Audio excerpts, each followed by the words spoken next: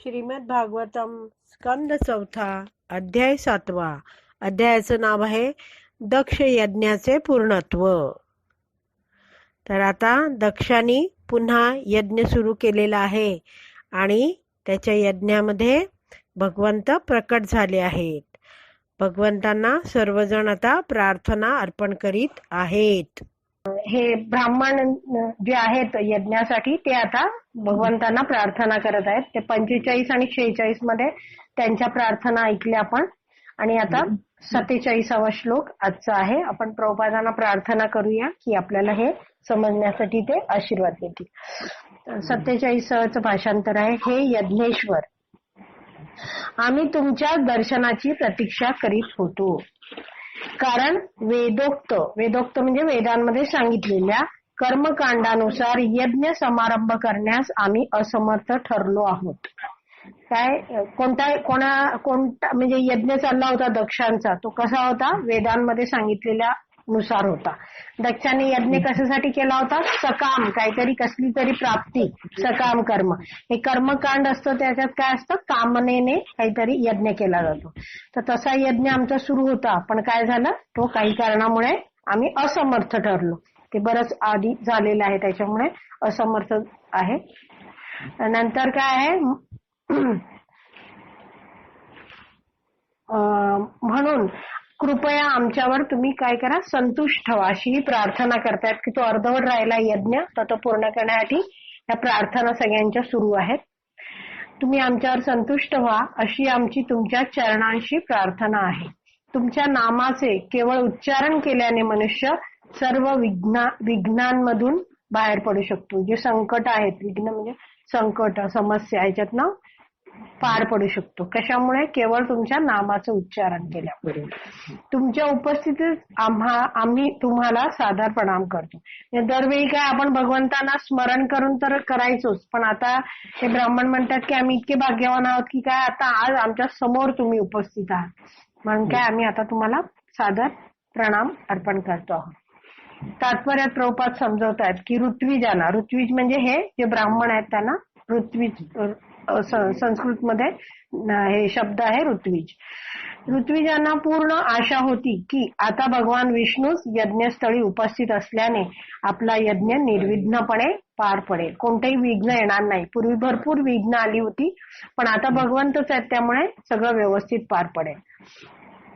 या श्लोकामध्ये ब्राह्मण म्हणतात की केवळ तुमच्या पवित्र नामांचे उच्चारण केल्याने आम्ही सर्व अडथळे पार करू शकतो. हे त्यांना कॉन्फिडन्स आहे, त्यांना विश्वास आहे भगवंतांच्या नामावर एवढा. पण पुढे काय ब्राह्मण म्हणतात, परंतु आता तुम्ही व्यक्तिशः आमच्या समोर उपस्थित आहात आणि त्यांचे हे विधान अर्थपूर्ण होते. म्हणजे नामाने तर होतच सगळे अडथळे पार, पण आता व्यक्तिशः भगवंत आहेत, त्यामुळे हा यज्ञ फारच सुरळीतरित्या होईल असे विश्वास वाटतो ह्यांना. दक्षाने अनुसरलेल्या यज्ञामध्ये भगवान शंकराच्या शिष्यांनी व अनुयायांनी विघ्ने निर्माण केली होती. ब्राह्मणांनी भगवान शिवांच्या अनुयायांची अप्रत्यक्षपणे निंदाच केली. त्यांनी अप्रत्यक्षपणे सांगितलं की हे सगळं का असमर्थ झालं होतं, कारण की ते कारण घडलं होतं. अप्रत्यक्षपणे त्यांनी सांगितलं हे सगळं. परंतु भगवान विष्णूंद्वारे ब्राह्मण हे सदैव संरक्षित असल्यामुळे, म्हणजे काय आहे, ब्राह्मण भगवंतांना काय म्हटलं जातं की ते ब्राह्मणांचं नेहमी संरक्षण करतात. ब्राह्मण म्हणजे कोण? धागा घालणारा ब्राह्मण का नाही, म्हणजे ते जानव घालणारा का नाही. ब्रह्म जानाति इति ब्राह्मण म्हणजे आत्मा, जो ज्याला माहितीये की मी आत्मा आहे, मी भगवंतांचा एक अंश आहे, भगवंतांचा माझ्याशी काय संबंध आहे, तो भक्ती करतो. ते वेदांमध्ये दिलेल्या नियमानुसार तो वागतो. आणि ते सगळे आपण 18व्या अध्यायातले 41 श्लोकातले सगळे बघितले भगवद्गीतेच्या, की त्याच्यात हे गुण पाहिजेत असा ब्राह्मण. तर अशा ब्राह्मणांची भगवंत सदैव रक्षण करतात. तर भगवान विष्णूंद्वारे ब्राह्मण हे सदैव संरक्षित असल्यामुळे शिवांचे अनुयायी ब्राह्मणांच्या यज्ञ आचरणामध्ये कोणतीही यज्ञ निर्माण करू शकले नाहीत. आता यज्ञ परत सुरू झालाय, त्यामुळे हे काही ते जे अनुयायी आहेत ते कोणतेही विघ्न आणले नाही त्यांनी. असं म्हटलं जातं की जेव्हा श्रीकृष्ण एखाद्याचे रक्षण करतात तेव्हा त्याला कोणीही मारू शकत नाही, आणि जेव्हा श्रीकृष्णांना एखाद्याला मारायचे असते तेव्हा त्याचे कोणीही रक्षण करू शकत नाही. ह्याच्यासाठी एखादं वाक्य आठवतं का? प्रभुपाद नेहमी सांगायचे ते. काय? एखाद्याचं रक्षण करतात तेव्हा कोणी मारू शकत नाही. श्रीकृष्ण जेव्हा एखाद्याचं रक्षण करतात, आठवतंय काही? राखे कृष्ण मारे कृष्ण राखे के, म्हणजे राखे कृष्ण, जर रक्षण करतायत कृष्ण तर मारे के, कोण मारू शकणार? आणि मारे कृष्ण, जर कृष्णच ठरवतं की ह्याला मारायचं तर राखे के, कोणीच त्याचं राखण करू शकत नाही, म्हणजे रक्षण करू शकत नाही. याचे ठळक उदाहरण म्हणजे रावण होय. एक उदाहरण प्रभुपाद देतात आणि समजवतात. काय? रावण हा महान शिवभक्त होता, परंतु प्रभू श्री रामचंद्रांनी जेव्हा त्याचा वध करायचे ठरविले तेव्हा भगवान शिव त्याचे रक्षण करू शकले नाहीत.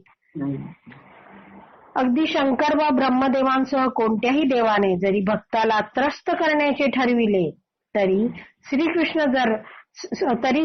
आपल्या भक्तांचे रक्षण करतात. तथापि श्रीकृष्ण जेव्हा रावण अथवा हिरण्यकशिपू सारख्यांना मारू इच्छितात तेव्हा कोणतीही देवता त्यांचे रक्षण करू शकत नाही. ते राखे कृष्ण मारे के, मारे कृष्ण राखे के याचं उदाहरण दिलेलं आहे. काही शंका आहे का? नाही तर आपण 48व्या श्लोकाला जाऊया. समजलं व्यवस्थित सगळं?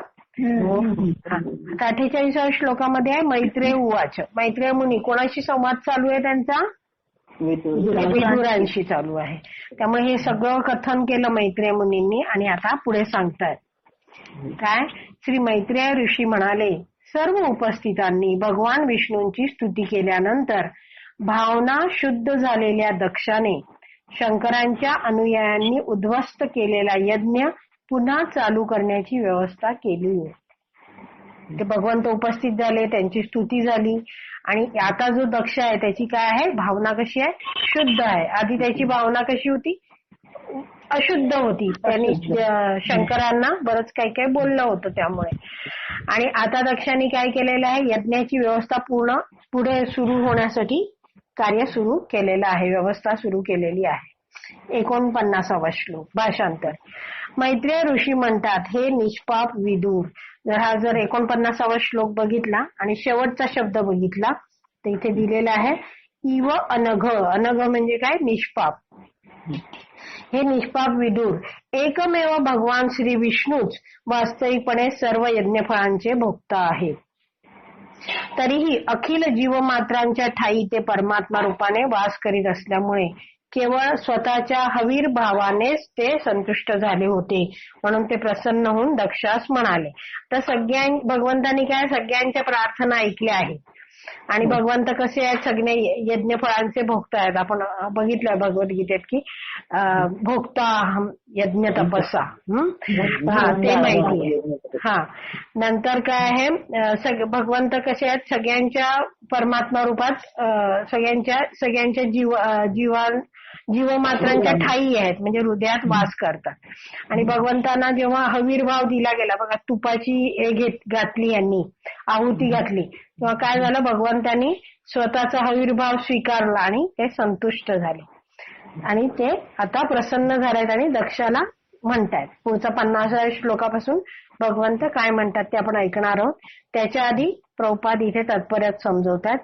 भगवद्गीतेत 5.29 मध्ये म्हटले आहे की भोक्तारम यज्ञ तपसाम,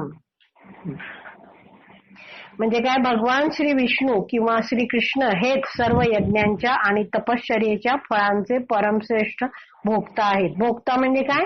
भोग घेण्यास योग्य असे भोक्ता आहेत ते.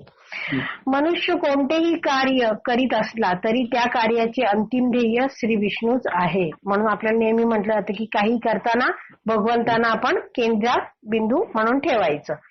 एखाद्या मनुष्याला जर या वस्तुस्थितीचे ज्ञान नसेल, कोणत्या वस्तुस्थितीचे?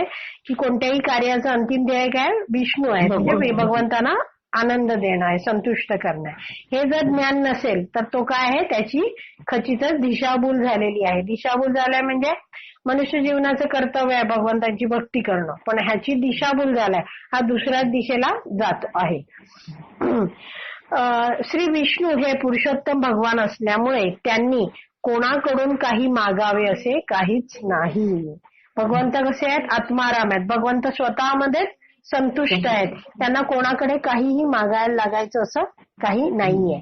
ते आत्मतृप्त आणि स्वावलंबी आहेत. परंतु सर्व जीवांशी असलेल्या आपल्या मित्रत्वाच्या भावनेने ते यज्ञातील हविर्भाव स्वीकारतात. त्यांना काही गरज नाहीये कोणाचं हे करायची, पण ते काय आहे? मित्रत्वाच्या नात्याने, सर्व जीवांच्या मित्रत्वाच्या नात्याने. म्हणजे काय? जेव्हा हृदयातला परमात्मा असतो तो काय आहे? सगळ्यांचा हितचिंतक, मित्र म्हणून म्हटला जातो. म्हणून त्या नात्याने भगवंत यज्ञातला हविर्भाव स्वीकारतात.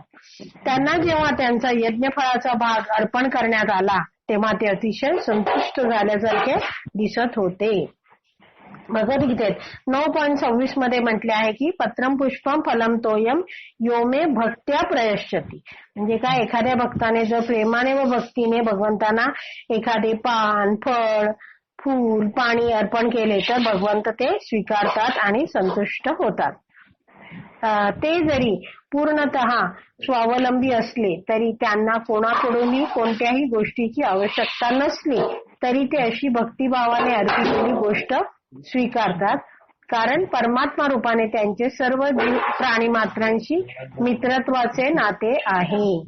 ते काय आहे? हा जो भगवद्गीतेत श्लोक म्हटलाय हा सगळ्यांना आपल्याला माहिती आहे की भगवंतांना आपण काय काय अर्पण करू शकतो? केवळ पत्रम, पत्रम म्हणजे तुलसीचं दल, पान एखादं अर्पण करू शकतो. पुष्प, कोणतंही फूल अर्पण करू शकतो. नंतर काय? फळं आहेत, कोणतंही साधं आपण फळ अर्पण करू शकतो. आणि तोयम, थोडंसं पाणी. म्हणजे काय? भगवंत असं अजिबात म्हणत नाही की मला खूप महाग गोष्टी, एकदम या साध्या साध्या गोष्टी आहेत आणि सहज उपलब्ध आहेत. पण कशा रीतीने आपण अर्पण करायचं? भक्तिभावनेने, प्रेमाने. भगवंत भावग्राही जनार्दनात म्हणून ते घेतात. असं नाही आपण जेव्हा भोग लावतो तेव्हा आपण असं नाही समजायचं की मी जेवायला देतो म्हणून भगवंत खाऊ शकतात, असं नाहीये. तर भगवंत कसे आहेत? माधव आहेत. मा म्हणजे लक्ष्मी, धव म्हणजे पती. लक्ष्मीपती आहे, त्यांना कसलीच कमी नाहीये. तर असं नाही की आपण एक ताट दाखवलं किंवा दाखवलं नाही तर त्यांना काय फरक पडणार आहे. पण भगवंत ते का स्वीकारतात? आपल्यावर कृपा करण्यासाठी. तर पुढे तात्पर्यात आहे या श्लोकामध्ये मांडलेला दुसरा मुद्दा असा की ते दुसऱ्या भागावर अतिक्रमण करीत नाहीत. भगवंत काय करतात? जसं तुम्ही पुढे पुढे ईशोपनिषद म्हणून जे पुस्तक आहे आपण ते वाचणार आहोत, कधी वाचू तेव्हा त्याच्यात दिलेलं आहे काय? ईशावास्यम इदम सर्वम असा एक श्लोक आहे. तर त्याच्यात कसं आहे की काय आहे? आपण काय करायचं? दुसऱ्या कोणाचंही हे स्वीकारायचं नाही. या जगतामध्ये प्रत्येकासाठी एक एक भाग ठेवलेला आहे, काढून ठेवलेला आहे. पण आपण काय? स्वतःचं पण घ्यायचं आणि दुसऱ्यांच्या भागावर लक्ष ठेवायचं, असं करायचं नाही. तर भगवंत इथे काय दाखवतात? एक आदर्श उदाहरण पण दाखवतात की त्या दुसऱ्यांच्या भागावर अतिक्रमण करीत नाहीत. यज्ञामध्ये देवता, शंकर, ब्रह्मदेव आणि भगवान श्री विष्णू या सर्वांसाठी हविर्भाव राखून ठेवलेला असतो. भगवान विष्णू केवळ स्वतःच्या भागावरच संतुष्ट असतात आणि ते इतरांच्या भागावर अतिक्रमण करीत नाहीत. अप्रत्यक्षपणे त्यांनी असे सूचित केले की दक्षाने भगवान शिवांना हविर्भाव देण्याचे नाकारल्यामुळे ते दक्षावर संतुष्ट नव्हते. दक्षाने काय केलं? भेदभाव केला ना. त्यामुळे काय आहे? ते भगवंतांना पटलेलं नव्हतं, भगवंत संतुष्ट नव्हते. मैत्रेयांनी विदुरांना निष्पाप असे संबोधले आहे. आता इथे आहे ना, दक्षाने कसं पाप केलं? एका देवतेला त्रास देऊन किंवा नाकारून. आणि विदुर कसे आहेत हे ह्याची चर्चा आता सुरू आहे. त्याच्यात काय आहे की मैत्रेयांनी विदुराला निष्पाप म्हटलंय का? कारण विदुर हे एक शुद्ध वैष्णव होते आणि त्यांनी कोणत्याही देवतेचा कधीही अपराध केला नव्हता. पण दक्षाने काय केलं होतं? अपराध केला होता, बरोबर, शिवजींचा. वैष्णव जन जरी भगवान श्री विष्णूंचा सर्वश्रेष्ठ म्हणून स्वीकार करीत असले तरी देवतांचा अपराध करण्याची त्यांची कधीच प्रवृत्ती नसते. ते देवतांचा योग्य प्रकारे आदर करतात. वैष्णव काय? नेहमी देवतांचा योग्य प्रकारे आदर करतात. ते ते म्हणजे वैष्णव सर्व भगवान शिवांना सर्वोत्तम वैष्णव मानतात. काय म्हणतात? वैष्णवानाम यथा शंभो असं म्हणतात. वैष्णवांकडून देवतांचा अपराध घडण्याची कधीच शक्यता नसते आणि देवताही वैष्णवांवर प्रसन्न असतात, कारण वैष्णवजन हे भगवान विष्णूंचे निष्कलंक व निष्पाप भक्त असतात. वैष्णवजन कसे आहेत? भगवान विष्णूंचे निष्कलंक, त्यांना कलंक लागलेले नाहीये, ते कोणतीही अशी द्वेष भावना वगैरे करत नाहीत, ते निष्पाप आहेत. काही शंका आहे का? नाही तर 50वा श्लोक बघूया आपण.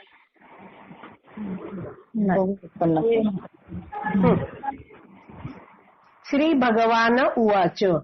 50वा श्लोकात भाषांतर. भगवान श्री विष्णू म्हणाले, ब्रह्मदेव, शिव आणि मी या भौतिक जगताचे परम कारण आहोत. मी परमात्मा स्वयंपूर्ण साक्षी आहे. तथापि ब्रह्मदेव, शंकर आणि मी अशा आम्हा तिघांमध्ये काही विशेष भेद नाही. आणि मग प्रभुपाद समजवतायत की असं का म्हटलेलं आहे, भेद नाहीये, हे सगळं तात्पर्यात येतंय. तात्पर्य. ब्रह्मदेवांचा जन्म भगवान विष्णूंच्या दिव्य शरीरापासून झाला होता. आपल्याला माहिती आहे गर्भोदकशाही विष्णूंच्या नाभीतनं कमळ निघतं तेव्हा ब्रह्मदेवांचा जन्म.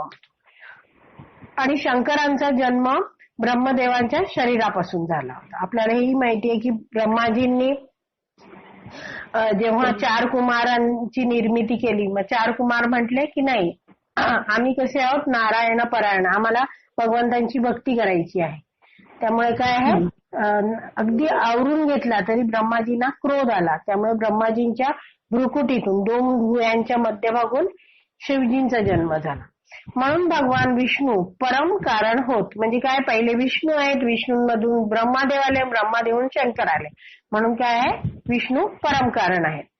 वेदांमध्ये म्हटले आहे की अगदी प्रारंभी केवळ विष्णू वा नारायणच अस्तित्वात होते. त्यावेळी ब्रह्मदेव वा शंकर नव्हते.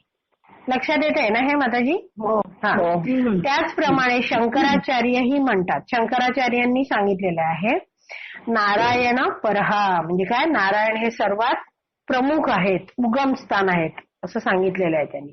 नारायण किंवा भगवान विष्णू हे मूळ उगमस्थान आहेत, तर ब्रह्मदेव आणि शंकर सृष्टी निर्मिती नंतर प्रकट झाले आहेत. भगवान विष्णू आत्मेश्वर अर्थात सर्व प्राणीमात्रांच्या ठायी वास करणारे परमात्माही आहेत. परमात्मा हा कोणता विष्णू आहे?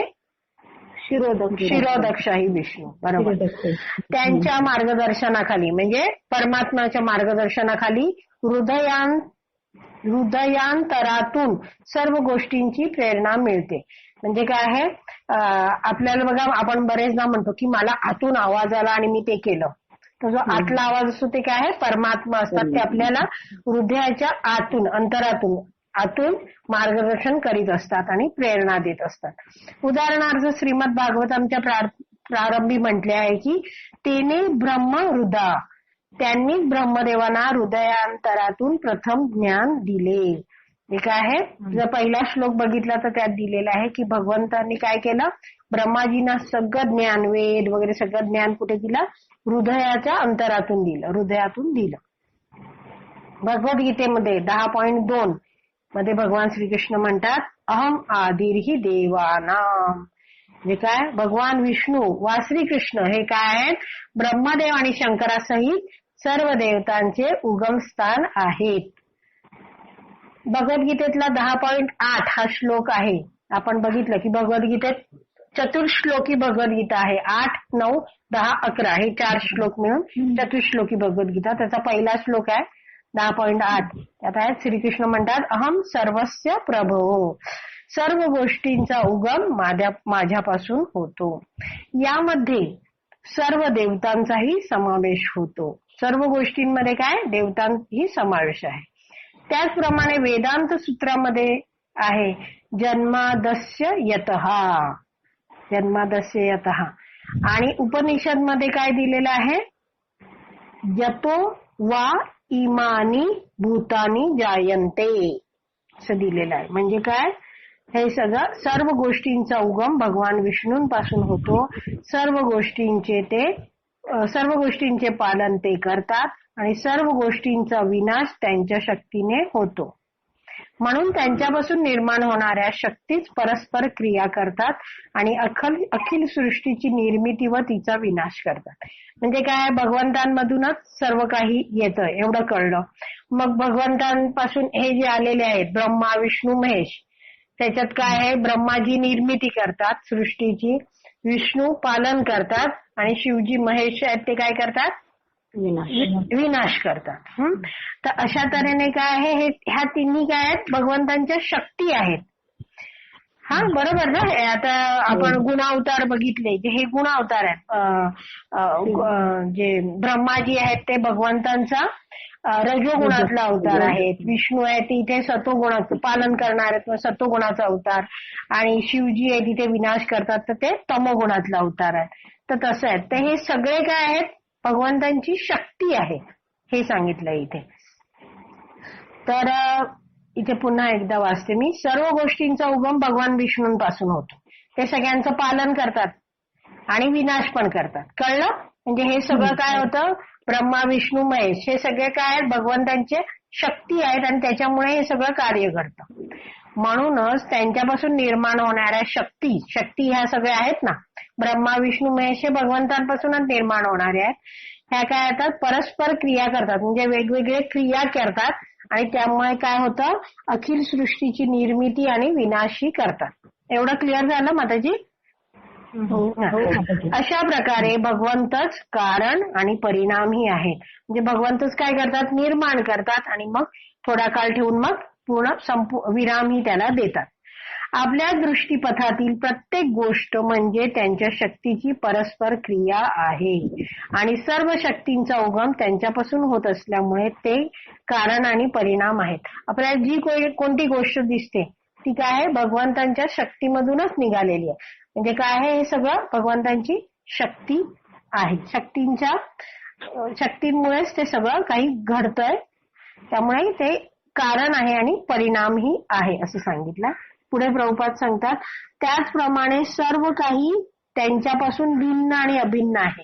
म्हणजे पुन्हा तेच आपल्याला जे सांगितलं होतं ना, अचिंत्य भेद अभेद तत्व, काय भगवंत आणि भगवंतांची शक्ती ते काय आहेत. तर भगवंत आणि शक्ती कसे आहेत, वेगवेगळे पण आहेत. भगवंत वेगळे आणि शक्ती वेगळे. पण काय आहे, ह्या शक्ती कशातनं आलेल्या आहेत, भगवंतातनं आल्यात.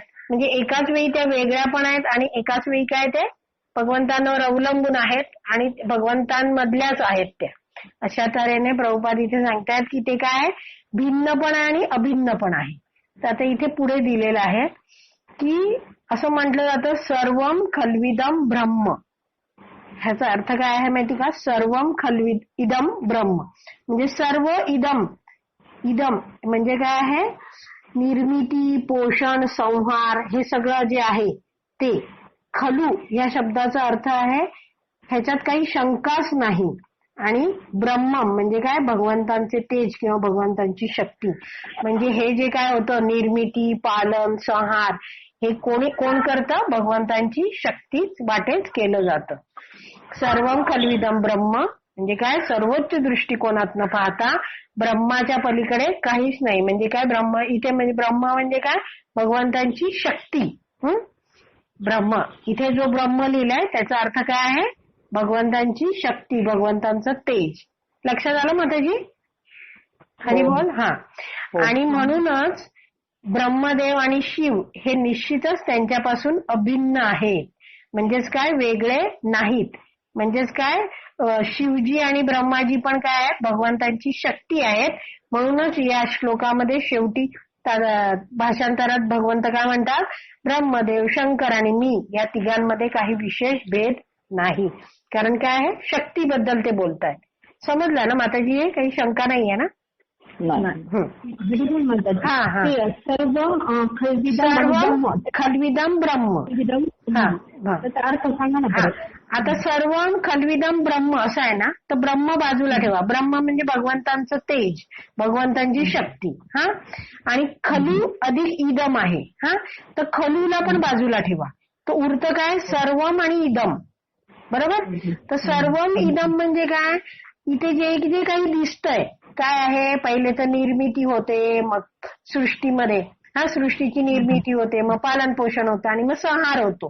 हे सगळं जे काही आहे खलू म्हणजे काय, निश्चित हे जाणून घ्या तुम्ही, याच्यात काही शंका नाही. हे कोणामुळे होतं, हे कोणाच्या शक्तीने होतं, हे भगवंतांच्या शक्तीने होतं. ब्रह्म, कळलं हे असं हे दिलेलं आहे.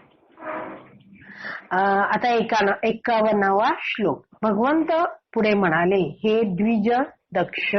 द्विज दक्ष कोण आहे, ब्राह्मण आहे. म्हणजे द्विज म्हणतात ब्राह्मणाला. म्हणजे आईपासून जेव्हा बाळ जन्माला येतं तेव्हा ते एकदा जन्माला, पहिल्यांदा जन्माला.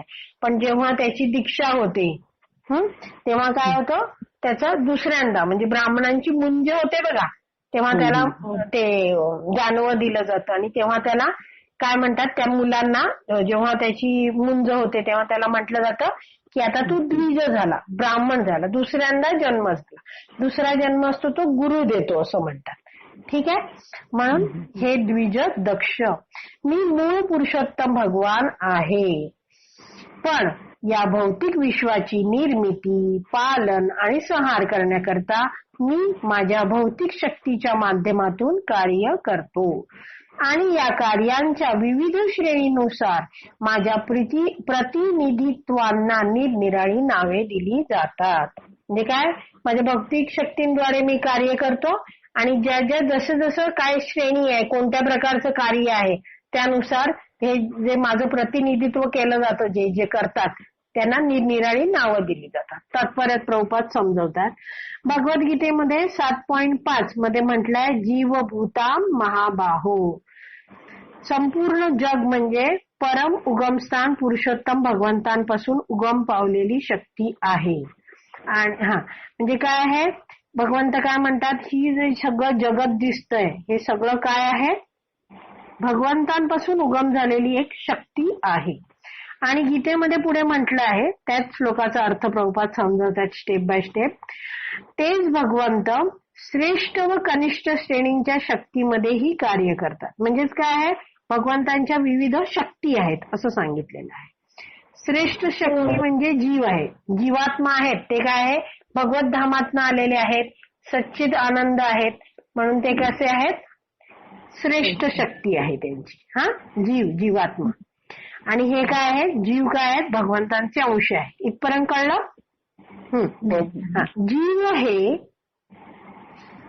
जीव हे अंश या नात्याने भगवंतांपासून अभिन्न आहेत. म्हणजे काय, भगवंतांची ते श्रेष्ठ शक्ती आहेत आणि ते भगवंतांचे अंश आहेत. या नात्याने कसे आहेत, ते भगवंतांपासून अभिन्न आहेत. अभिन्न म्हणजे भिन्न नाहीत, म्हणजेच काय आहेत, वेगळे नाहीत. एवढं कळलं.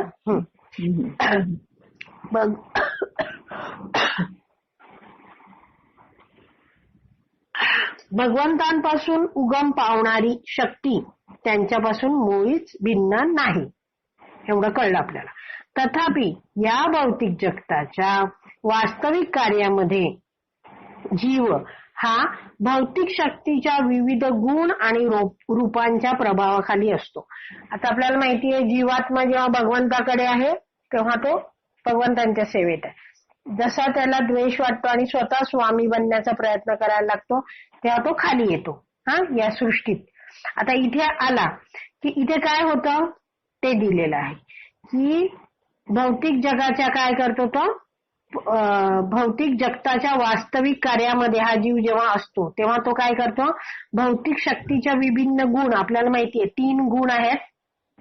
कोणते, तर तमोगुण, रजोगुण आणि सतोगुण, त्याच्या प्रभावाखाली आणि रूपांच्या प्रभावाखाली आहे. रूप म्हणजे काय ते पुढच्या ओळीत दिलंय. एकूण 84 लक्ष रूपे वा योनी आहे. म्हणजे हा जीव काय आहे, एक तर 3 गुणांमध्ये अडकतोच, पण दुसरं काय आहे, त्याला वेगवेगळी रूपं घ्यायला लागतात. म्हणजे काय, 84 लक्ष योनीमध्ये फिरावं लागतं. माहिती आहेत ना 84 लक्ष योनी बद्दल. हो. 4 लक्ष योनी या मनुष्याच्या आहेत, काही प्राण्यांच्या आहेत, काही वनस्पतींच्या आहेत, काही म्हणजे जलचर आहे, असं सगळं. तोच जीव विभिन्न प्राकृतिक गुणांच्या प्रभावाखाली कार्य करतो. हा जीव आहे तो काय करतो, जे प्राकृतिक गुण आहेत 3 पाहिले त्यांच्या प्रभावाखाली कार्य करतो. जीवाला वेगवेगळी शरीरे असतात, जसं वेगवेगळ्या योनीत तो जन्म घेतो, पण मूलतः सृष्टीच्या प्रारंभी एकमेव भगवान विष्णूच अस्तित्वात होते. प्रथम कोण आहेत? भगवंतच अस्तित्वात आहे. विश्व सृजनासाठी म्हणजे विश्वाची निर्मितीसाठी ब्रह्मदेवाचं प्रकटीकरण झालं आणि विश्व संहारासाठी भगवान शिव प्रकट झाले. भौतिक जगामधील आध्यात्मिक प्रवेशाविषयी सांगायचे तर आता ह्याचा अर्थ काय? आता हे भौतिक जग आहे आणि जीवात्मा कसा आहे? भगवंताकडे होता, भगवंतांचा अंश आहे, म्हणजे तो कोण आहे? खरा तर तो आध्यात्मिक आहे. जीवात्मा एक आहे, आध्यात्मिक आहे, तो सच्चिद आनंदमय आहे. पण काय झालंय? त्याला वेगळं होऊन आनंद उपभोगायचा आहे, म्हणून तो काय करतोय? या जगात प्रवेश करतोय. त्याच्याबद्दल प्रभुपाद सांगतात की भौतिक जगात मधील आध्यात्मिक प्रवेशाविषयी सांगायचे तर अखिल जीव हे परम भगवंतांचे अंश आहेत, पण भौतिक गुणांच्या प्रभावाखाली ते जीव निरनिराळ्या नावांनी ओळखले जातात. जसं आता ब्रह्मदेव आणि शिवजींचं सांगतात की ब्रह्मदेव आणि शिव भगवान विष्णूंचे गुण अवतार आहेत. आपण बघितलं गुण अवतार आहेत ते. आणि इथे काय? भगवान विष्णू हे त्यांच्या समोर सत्वगुणाचे नियंत्रण करतात, म्हणून ते देखील शिव आणि ब्रह्मदेवांप्रमाणेच एक गुण अवतार आहेत. वस्तुतः विभिन्न मार्गदर्शनांसाठी व कार्यांसाठी विभिन्न नावांचे अस्तित्व आहे, पण या सर्वांचे मूळ एकच आहे. जे वेगवेगळ्या शक्ती जरी कार्यरत करत असल्या वेगवेगळ्या नावांनी, तरी ती सगळी शक्ती कोणाची आहे? भगवंतांची आहे. ती सगळ्याचं मूळ काय आहे? भगवंत आहे. काही शंका असेल तर विचारा, नाही तर आपण पुढच्या श्लोकाला जाऊ. जाऊया पुढे. ठीक आहे. 52वा श्लोक. भगवंत पुढे म्हणतात, ज्याला योग्य ज्ञान प्राप्त झालेले नाही तो विचार करतो की ब्रह्मदेव व शंकरासारखे देव स्वतंत्र आहेत, किंवा तो अगदी असाही विचार करतो की जीव मात्रे स्वतंत्र आहेत. प्रभुपाद समजवतात इथे तात्पर्य. ब्रह्मदेवांसह सर्व जीव स्वतंत्रपणे विभक्त नाहीत, तर त्यांची गणना भगवंतांच्या बहिरंग शक्तीमध्ये केली जाते. काय आहेत? हे जीव आहेत, ब्रह्मदेवांसारखे सगळे आहेत. ते स्वतंत्र आहेत का जीव? नाही. भगवंतांपासून जे काही निघालंय ते टिकण्यासाठी कोणावर अवलंबून राहायला लागतं? सगळ्यांना भगवंतांवर अवलंबून राहायला लागतं, बरोबर? कारण सर्व शक्ती कुठून मिळते? भगवंतांकडून. भगवंत हे ब्रह्मदेव आणि शंकरासह सर्व जीवांच्या ठाई परमात्मा रूपाने निवास करीत आहेत. म्हणजे अगदी ब्रह्माजी आणि शंकरांच्या पण काय आहे? हृदयामध्ये भगवंत परमात्मा रूपात निवास करतात. असं असल्यामुळे ते प्रत्येकाची प्राकृतिक गुणांमधील कार्ये मार्गदर्शित करीत असतात. ते प्रत्येक जण ज्या ज्या गुणात आहे त्यानुसार भगवंत काय करतात? हृदयातनं मार्गदर्शन करीत असतात. कोणीही भगवंतांच्या अनुमतीविना स्वतंत्रपणे कार्य करू शकत नाही आणि म्हणून कोणीही परमपुरुषापासून भिन्न नाही. म्हणजे जे अभिन्न आणि अभिन्न हे जर कोणाला शंका असेल, म्हणून प्रभुपाद इथे देत आहेत की कसं आहे की हे सगळे जे आहेत आता ब्रह्माजी, शंकर, बाकी सगळं हे काय आहेत? भगवंतांच्या अनुमतीशिवाय स्वतंत्रपणे कार्य करू शकत नाहीत. त्यामुळे काय आहेत? ते भगवंतांपासून भिन्न नाहीये. ब्रह्म आणि रुद्र हे खचितच भगवंतांपासून भिन्न नाहीत. ते काय आहेत? रज आणि तम या प्राकृतिक गुणांचे अवतार आहेत. प्रभुपाद हे सगळं का समजवतात? कारण की इथे जे सांगितलं भगवंताने, जी सुरुवात केली होती की काय ब्रह्मदेव आणि शंकर आणि मी यांच्यामध्ये भेद नाही, तर कसा भेद नाही ते इथे सांगितलं. ठीक आहे. तर आपले 52 झालेले आहेत श्लोक. श्रीमद भागवतम की जय. श्रील प्रभुपाद की जय.